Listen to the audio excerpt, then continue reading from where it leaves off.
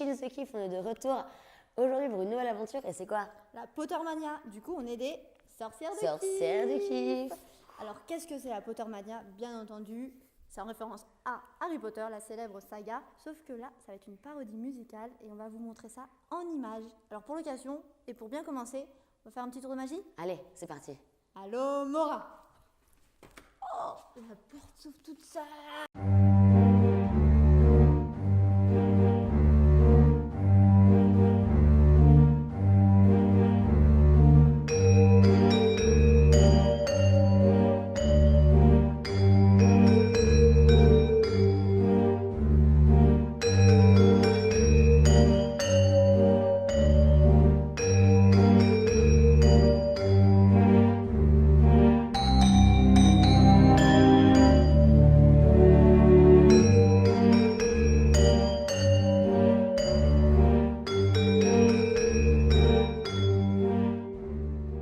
Je suis avec François, le metteur en scène de la parodie Pottermania. Coucou François. Salut.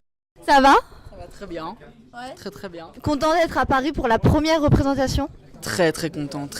Comment tu te décrirais en fait, parce que c'est une parodie musicale, mais comment tu la décrirais cette parodie? On reprend ici les 4 premières années du jeune sorcier, donc Harry Potter. On essaye de garder la trame principale de J.K. Rowling, parce que je suis un gros fan de J.K. Rowling, et j'avais envie en tant que fan de respecter un peu son œuvre, ce qui avait été écrit. Et donc on se moque jamais, on rigole ensemble et on fait découvrir aux gens un peu une autre manière de voir l'histoire, notamment plus au point de vue de Ron et Hermione qui sont les meilleurs amis d'Harry Potter. Et donc ça donne une histoire plus ou moins pareille, mais avec plein de choses, petits détails. On s'attend à quoi?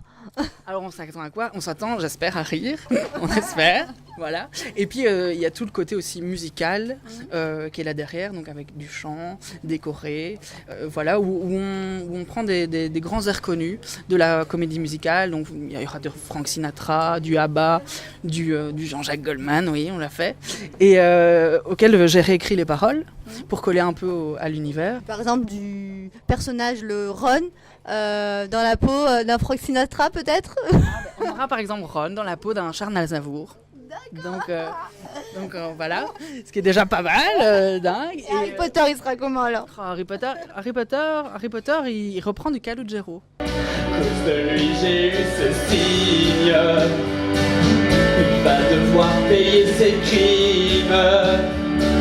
Je n'ai qu'une formule à lui adresser. Sirius Black. Je saurais te tuer. Salut Rémi. Salut. Alors toi, t'es le personnage principal de tout ça. Qu'est-ce que ça fait? Je m'attendais pas quand c'est arrivé, ça m'impressionne tout le temps. On voit tous les échecs d'Harry, quoi, plus ou moins. Donc on voit le Harry loser et pas le Harry Potter grandissant et impressionnant qu'on voit au cinéma, c'est ça? Ouais, loser, mais prétentieux, il se rend pas vraiment compte que tout ce qui se passe, c'est pas grâce à lui. D'accord, ok. Et sinon, l'ambiance dans les vestiaires, enfin dans les vestiaires, dans les loges, comment ça se passe? On revisite souvent la pièce pour coller l'actualité ou même pour améliorer des petits trucs et du coup on s'amuse toujours autant. Donc il y a des nouveautés qui arrivent, tu veux dire? Tout le temps. Je crois qu'on n'a jamais, à part quand on fait 2 dates d'affilée, on n'a jamais joué la même représentation exactement. La pièce, les scènes ou les chansons changent Ah, donc c'est une pièce évolutive. plutôt, ouais. Vous l'avez reconnu, je pense. Je suis à côté de Miss Granger, alias Marie-Sixtine, ça va? Ça va. Alors, qu'est-ce que ça fait d'être dans la peau d'Hermione? Toute une histoire. C'est-à-dire? Non, mais c'est vrai que c'est chouette. Je pense que c'est quelqu'un de très... Elle garde son calme et elle essaye de tout contrôler. Et puis à un moment donné, elle explose, quoi. Elle sait plus se retenir et voilà. Du coup, c'est une personnalité très, très forte. Je ne m'attacherai pas trop parce que c'est quand même dans son contrôle et tout ça. Elle peut être super froide. Et puis à un moment donné, grâce à la parodie et grâce aux chansons et tout ça, ça permet de se libérer et de voir son côté fragile aussi, et c'est ça qui est beau.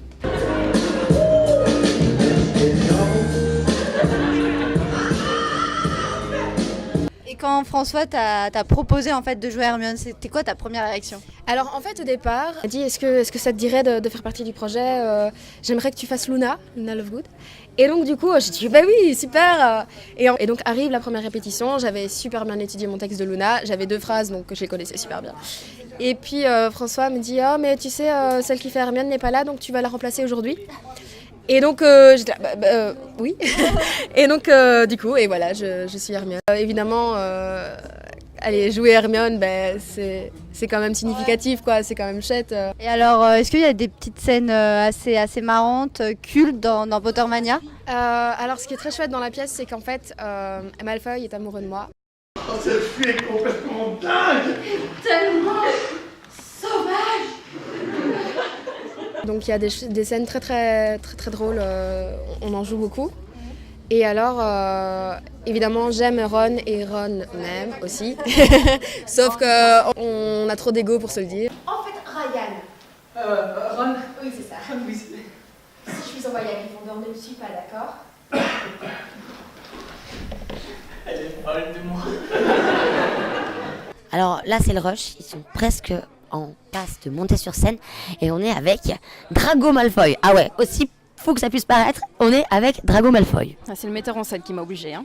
D'accord, bon, mais comment ça se fait? Parce que là, c'est un peu problématique au niveau du sexe. Écoutez, on fait ce qu'on peut avec ce qu'on a. Moi, je me sens très bien comme je suis. Je ne vois pas de quoi vous parler. Ah bon, en plus, Drago est vraiment dans la peau de Drago, quoi. Il n'y a pas à dire, c'est désagréable au possible, comme on aime, quoi. Ok, bon, et qu'est-ce que ça fait d'être la personne le plus méchant de tout Harry Potter? Eh ben, ça fait du bien, en fait. C'est bon. C'est super drôle de jouer les méchants. Ouais. Moi, j'adore ça. Le metteur en scène a écrit le rôle pour moi. Je ne sais pas trop comment je dois le prendre. Bien ou mal, on sait pas trop. Ou mal, mais en tout cas, il m'a dit je ne vois personne d'autre dans le rôle de Drago que toi. Donc voilà, donc déjà que j'étais une fille, c'était un peu bizarre. Et en plus, ça voulait dire que j'étais potentiellement méchante. Et non, finalement c'est très drôle parce que moi je fais ça avec beaucoup de second degré, je me moque des roues au possible dans le spectacle et j'adore ça. Parce que vous ne le dites à personne, ce que je vous dis, ça... En fait, et bouche cousue. En dessous de la perruque, je suis rousse. Ah, c'est une vraie rousse. En fait, ça devrait être Ron. Mais en fait, non, c'est Drago. Voilà. Donc les gens pensent souvent que je joue Ginny ou ne me reconnaissent pas. Ah oui, c'est vrai que moi j'aurais bien pensé Ginny, oui. C'est vrai. C'est plutôt pas mal, c'est vrai. Donc non, les gens ne trouvent jamais qui je joue. C'est drôle. Non. Je ne vois vraiment pas comment ça pourrait être pire. Ah, si. Il est roux. Arrêtez avec ça. Ron n'est pas roux. T'es pas roux, Ron. Il est blanc d'émission. Comment on interprète Ron alors?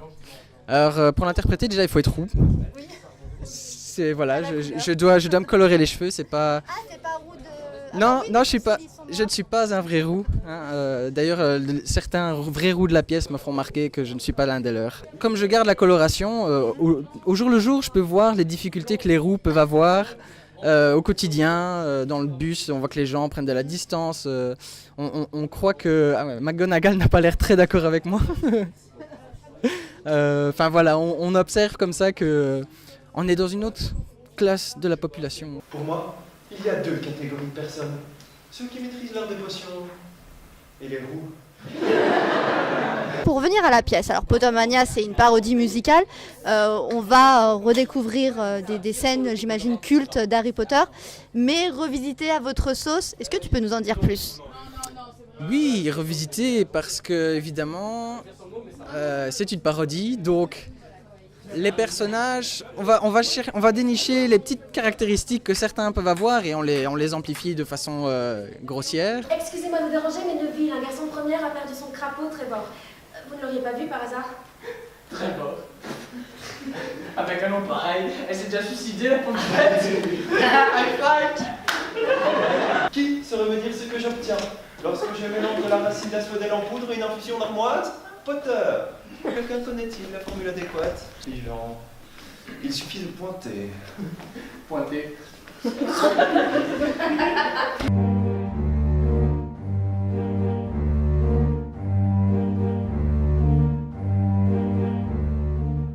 Raconter l'histoire de ma mort.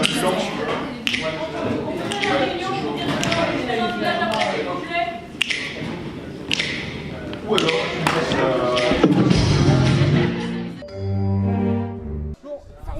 moi, j'ai choisi ma maison, c'est Gryffondor. Je suis une amoureuse d'Harry Potter. Voilà, on a la même cicatrice maintenant. On est fait pour être ensemble. Harry Potter, où t'es ?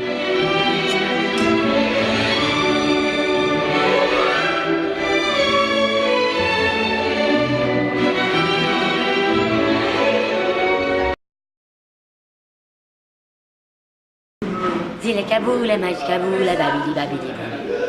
Mais non, mais c'est pas ça. Je suis trompé. Regardons le Leviosa. Harry Potter en Poudlard. Les gardous, Poudlard. Non, il est toujours là avec son chapeau. Je vais essayer de faire disparaître Merrick. Ça a marché. J'ai fait disparaître Meryl. Ok, on fait quoi? On la laisse dans l'au-delà ou on la fait revenir avec nous? Bon, allez, on est sympa, on va la faire revenir avec nous. 1, 2, 3, nous irons au bois. T'avais intérêt de me faire revenir. J'aurais pas dû la faire revenir. Elle est pas gentille, hein. Moi, je vais te faire aussi un... Non, moi, je suis gentille, je ne fais pas de mauvais sort. Alors, bonsoir, on est en présence de Hagrid. Et comment dire, comment ça se passe sous la barbe? Sous la barbe.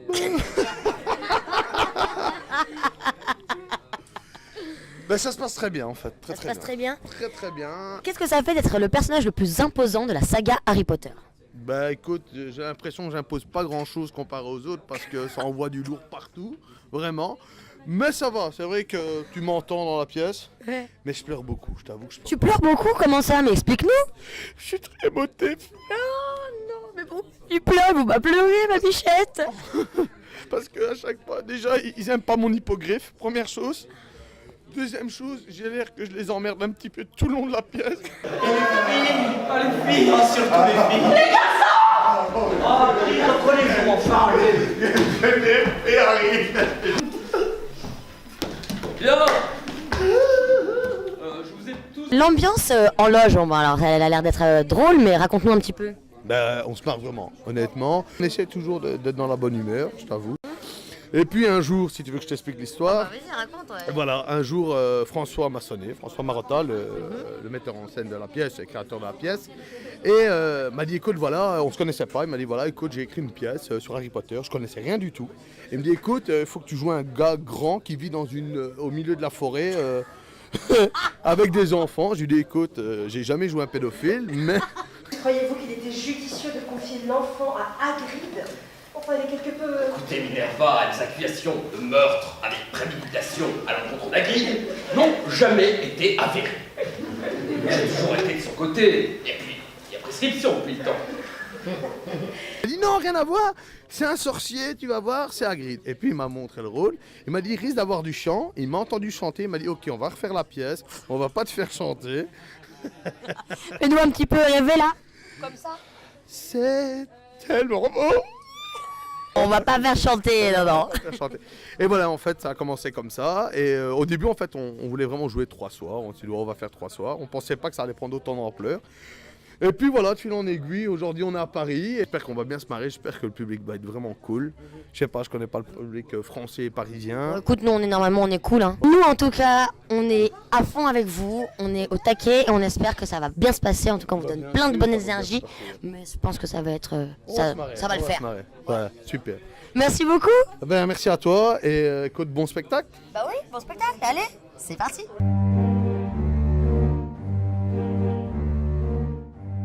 Mesdames et messieurs, sorciers et moldus, préparez-vous à embarquer à bord du Poudlard Express pour vivre la plus incroyable et magique des aventures en direction de votre école de sorcellerie préférée, Poudlard.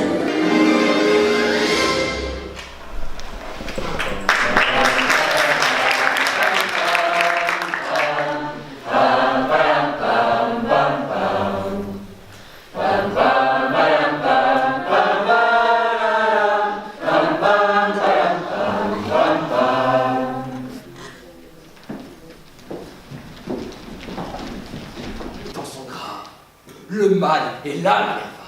Et quand je parle du mal, je ne parle pas du mari de la femelle, si vous voyez ce que je veux dire. vaut mieux qu'il grandisse en dehors de tout cela. Bonne chance, Harry Potter.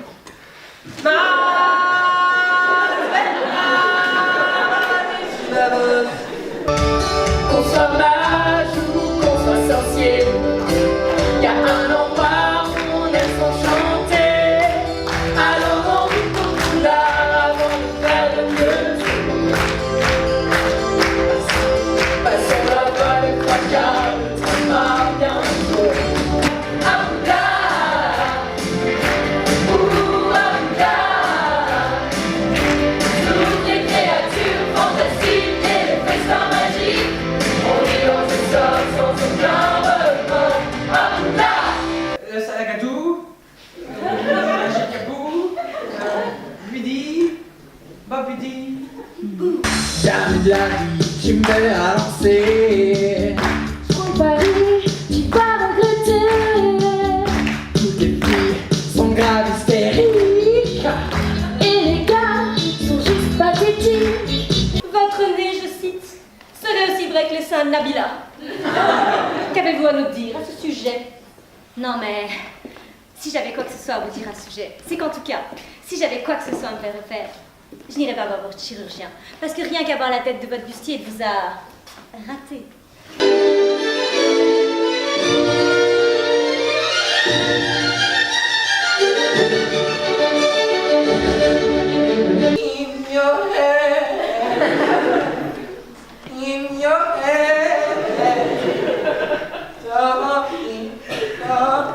Nous avions pourtant déjà été très clairs avec vous concernant les feuilles de thé. Au revoir, monsieur, s'il vous plaît. On sait maintenant la vérité. Je vais pouvoir assouvir ma soif de vengeance, tuer tous ces sons impurs et rendre aux vrais sorciers ce qui leur est dû. Musique. Me voilà enfin revenu de loin. Et j'ai retrouvé mon précieux corps. Je ne suis pas mort.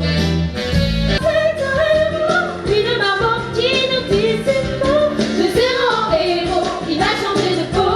Le zéro héros, unique. On garde la magie dans nos cœurs.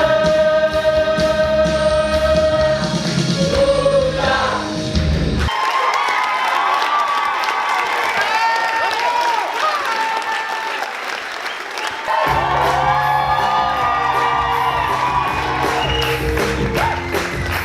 Bon, Meryl.